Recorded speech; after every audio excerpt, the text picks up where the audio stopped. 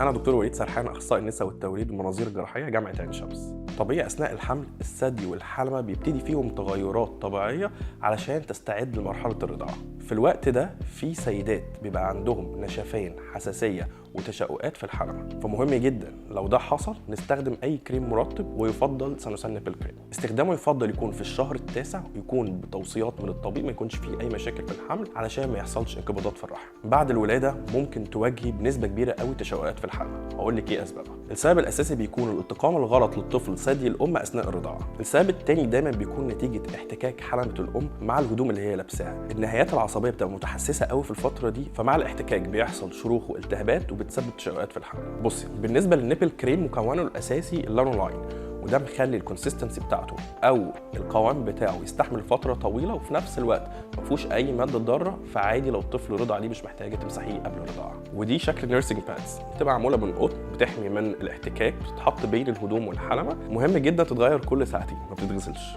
بس كده. تقدري تقولي لي اي مشكله مواجهاكي في مرحله ما بعد الولاده، اكتبيها في الكومنتس وانا هرد عليكي.